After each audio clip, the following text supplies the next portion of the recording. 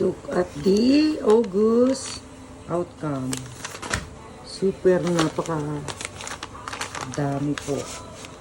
Maybe ang mga resibo na to ay umabot ng mga 30 to 40 lapad from the month of August. And this is the in. Kung saan only 5 resibo lang, hindi resibo, 5 papers lang po pumasok ng August.